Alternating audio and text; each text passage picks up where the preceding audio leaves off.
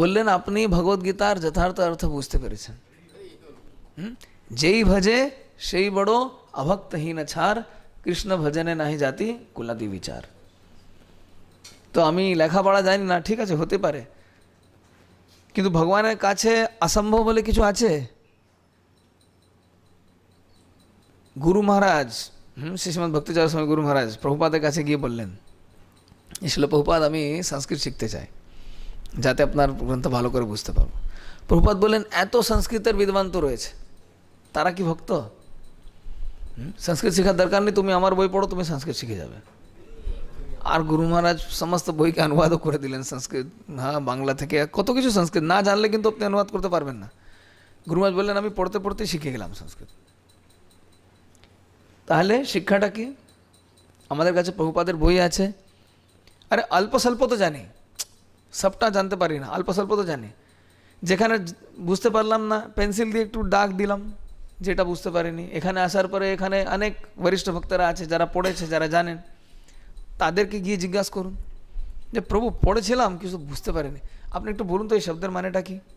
আচ্ছা তাহলে এই কথাটা কেন বলা হয়েছে? ঠিক আছে, সংস্কৃত শ্লোকটা উচ্চারণ করতে পারছি না, আরে বাংলাটা তো পড়তে পারি, অনুবাদ তো বাংলায় আছে, এটা করা যায় না? দেখুন, চেষ্টা করলে দুনিয়া সবই করা যায়, আবার চেষ্টা না করলে যা পাচ্ছি সেটাও পারবো না একদিন। আপনারা যদি চেষ্টা না করতেন তাহলে ওখান থেকে বেরিয়ে এখানে আসতে পারতেন? হ্যাঁ, দেশে তো অনেক লোকেরা থাকে, কজন বেরিয়ে এসছে? অনেকেরা তো এখন ওখানেই পড়ে আছে। হয়তো আপনারা ফোন করে করে ডাকছেন, আরে চলে আয় চলে আয়, এখানে ভালো টাকা পাবি, চলে আয় চলে আয়। আমি পারবো নি বাপু। সে হয়তো বেরোতে পারছে না, তার পক্ষে ওই গ্রাম থেকে বেরিয়ে যাওয়া, কি করে ছেড়ে যাব, খুব কষ্ট, সবাই আসতে পারে না। আপনারা এসছেন, সুযোগ দেখে এসছেন, এখানে আসার পরে আর একটা সুযোগ পেয়েছেন। হ্যাঁ, দেশ থেকে তো অনেক ছেলেরা এসছে, এখানে কজন আসছে? মুষ্টিমে কয়েকজন, খুব কম। তার মধ্যে আবার মালা জপ কয়জন করে? আরও কম। অনেকেরা শুধু খেতেই আসে। এখানে নয়, দুনিয়ায় সব জায়গায় একই নিয়ম। বাঙালি হোক, আবাঙালি হোক, দেশি হোক, বিদেশি হোক, ছেলে হোক, মেয়ে হোক, ম্যাক্সিমাম খেতেই আসে। ভালো, কমপক্ষে আসছে। যারা আসছে তার মধ্যে কজনা জপ করে? খুব কম। তার মধ্যে 16 মালা কজন করে? আরও কম। তার মধ্যে প্রোগ্রাম হলে আসে? আরও কম। তার মধ্যে রাত্রি থেকে যায়? আরও কম। তার মধ্যে আবার সকালে উঠে আবার থেকে যায়? আরও কম। নম্বরটা কমতে থাকে, কম কম কম কম কম কম কম কম। এবার যারা এরা থেকে গেছে এরা সবাই হচ্ছে মহাপুরুষ। তো এই মহাপুরুষ হয়ে যে সুযোগ আমরা পেয়েছি, এখন এর পরেও যদি আবার না পড়ে, তাহলে কি লাভ হবে? না। তাহলে কি করা উচিত? এই গ্রন্থটা পাঠ করা উচিত। এখানে তত্ত্ব কথা বলা হয়েছে। চারটি যুগ, কি নাম? সত্য, ত্রেতা, দ্বাপর, কলি। পূর্ণ পুরুষোত্তম ভগবান কৃষ্ণচন্দ্র কবে আসেন?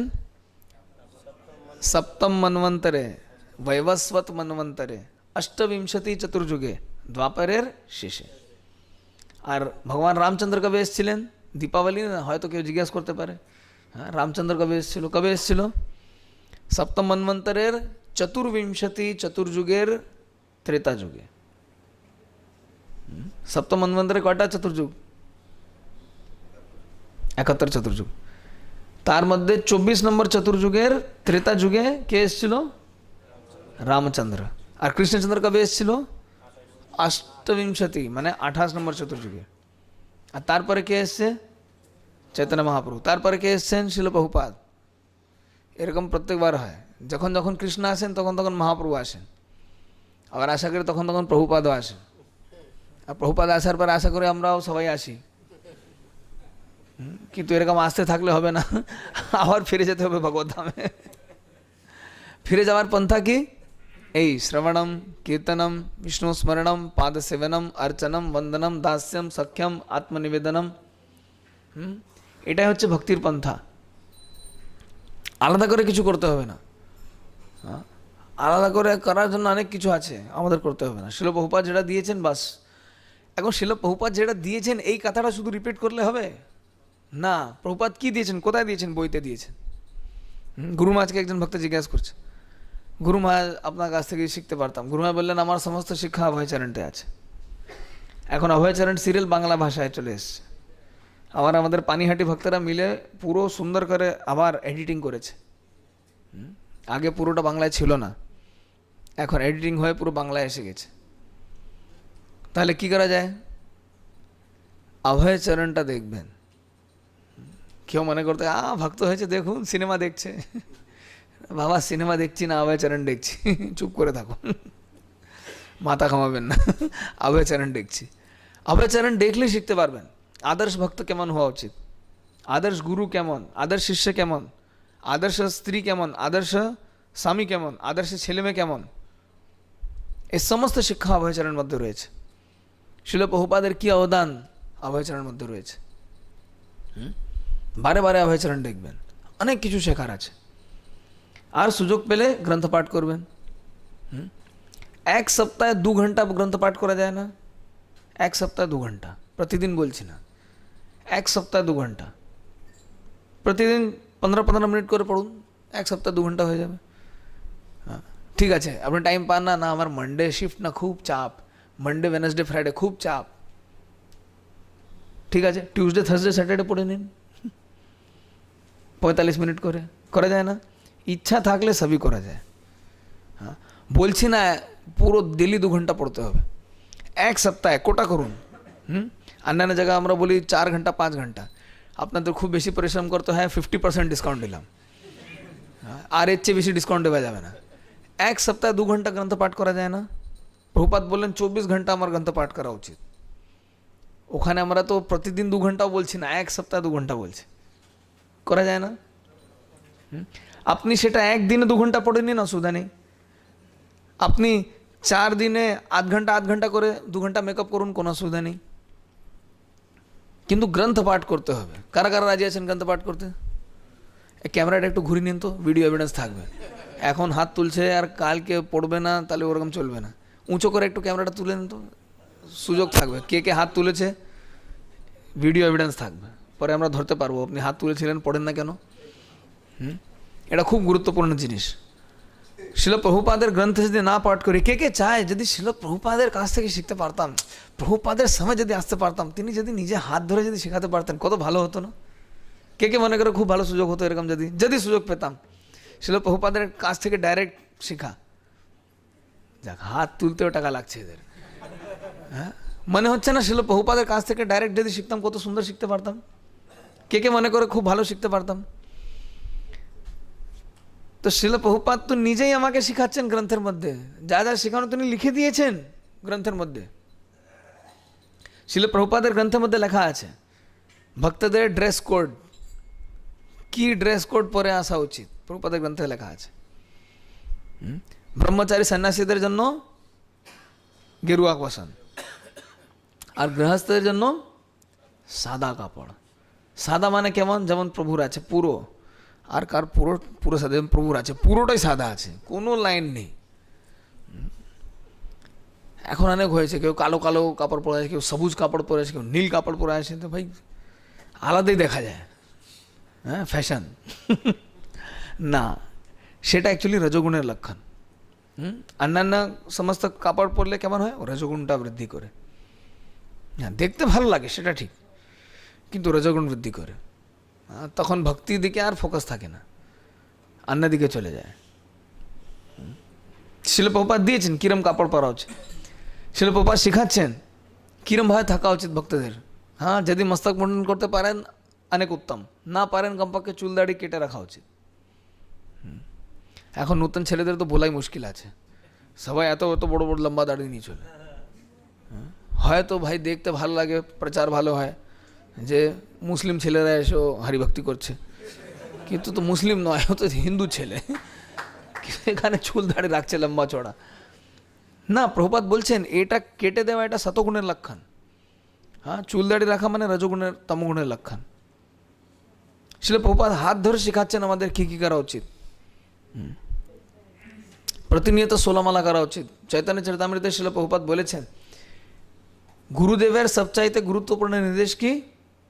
প্রতিনিয়ত 16 মালা জপ করা। তো সবচাইতে গুরুত্বপূর্ণ নির্দেশ মানে তাকে সবচেয়ে বেশি গুরুত্ব দিতে হবে। তো 16 মালা করাটাকে খুব গুরুত্ব দেওয়া উচিত। আর শিল প্রভুপাদ রাত জেগে বই লিখেছেন, কারণ তিনি জানতেন তিনি তো আর বেশি দিন থাকবেন না। তো পরবর্তী যে যারা আসবে তারা কি করে শিখবে, তারা যেন শিখতে পারে তাদের জন্য লিখে গিয়েছেন। প্রভু আপনার জন্য লিখে যাচ্ছি, পড়ে নেবেন, তো ওরকম লিখে গিয়েছেন। এখন প্রভু যদি নাই পড়ে তাহলে প্রভুকে লাভান্বিত হবে? হ্যাঁ কি না? না। তাহলে কি করা উচিত? এই গ্রন্থ পাঠ করা উচিত। আরে ভালো লাগুক না লাগুক, খাও তিতা, তদ্রূপ বুঝুক না বুঝুক, পড়ো গীতা। আরে ম্যাক্সিমাম কি হবে? বুঝতে পারবেন না, এর চেয়ে খারাপ আর কি হবে? কিন্তু যদি বুঝতে পারেন তাহলে কি হবে? কোনো ক্ষতি হবে নাকি লাভ হবে? আমরা ভগবতী শিখতে চাই তো। আজকে তো দীপাবলি, অনেক কেনাকাটা করতে পারতাম, ঘুরতে যেতে পারতাম, সিনেমা দেখতে পারতাম, ফুর্তি করতে পারতাম। কে কাকে আটকায় ভাই? কে কাকে আটকায়? আর কতদিন আটকাবে? সেটা না করে এখানে এসছি যাতে ভগবত ভক্তিটা ভালো করে শিখতে পারি। এই ভগবত ভক্তির পুরো পরিষ্কার পন্থাটা কোথায় দেওয়া আছে? প্রভুপাদের বইতে, প্রভুপাদের গ্রন্থে। সেই জন্য আমাদের কী করা উচিত? এই সমস্ত গ্রন্থগুলো পাঠ করা উচিত। যেমন তুলসীমালা কটা ধারণ করতে হয়? তুলসীমালা ধারণ করতে প্রভুপাদ শিখিয়েছেন। হ্যাঁ, 3 পেজ ধারণ করতে হয়, সেটা প্রভুপাদ শিখিয়েছেন।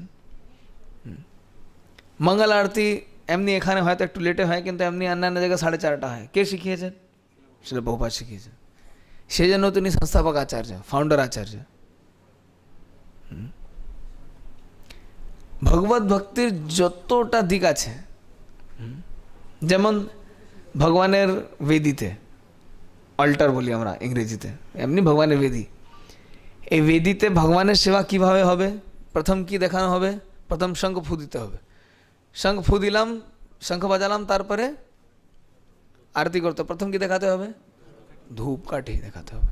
এখন কাঠি দেখানোর কথা বলেনি, ধূপ কথা বলেছেন। এখন আমরা আরও ধূপ পাওয়া যায় না বলে কাঠি দেখাই, কিন্তু ধূপ দেখাতে হয়। হ্যাঁ, এটা হচ্ছে নিয়ম। ঘন্টা বাজাতে হয় ভগবানের বাঁ পাশে দাঁড়িয়ে। হ্যাঁ, ভগবানের ডান দিকে দাঁড়িয়ে করতে নেই। ভগবান এরকম আছে তো আমাকে এই পাশে, হ্যাঁ এই পাশে দাঁড়িয়ে করতে হবে, এই নিয়ম। তো ভগবত ভক্তিতে কি করতে হয় আর কি করতে নেই কে শিখিয়েছে? সেটা কোথায় দিয়ে দেওয়া আছে? সমস্ত বইতে লেখা আছে। আমরা যখন জপ করি, 16 মালা জপ করি, তো মালা জপ করার সময় এই যে জপমালাকে ধরতে হয়। এটা হচ্ছে মেরু, এতে জপ করতে নেই। অনেকেরা দেখেছি এটা ধরে হরে কৃষ্ণ বলে বা জয় শ্রী কৃষ্ণ চৈতন্য বলে, না, এটা ধরে জপ করতে নেই। প্রভুপাদের বইতে স্পষ্ট দেওয়া আছে যে প্রথম কি বলতে হবে? জয় শ্রী কৃষ্ণ চৈতন্য প্রভু নিত্যানন্দ শ্রী অদ্বৈত গদাধর শিবাসাদি গৌর ভক্তবৃন্দ। তারপরে ধরে কি বলতে হবে? হরে কৃষ্ণ কৃষ্ণ কৃষ্ণ হরে হরে, হরে রাম রাম রাম হরে হরে। অনেকেরা এরকম করে হরে কৃষ্ণ কৃষ্ণ কৃষ্ণ হরে হরে, হরে রাম রাম রাম হরে হরে। 8 ঘন্টা 32 মালা আছেন এরকম অনেকেরা করে, জানে না। না, পুরো পন্থাটা স্পষ্ট দেওয়া আছে। এই আঙুল স্পর্শ করতে নি কেন? তর্জনী আছে, বর্জন আছে। তর্জনী বর্জন,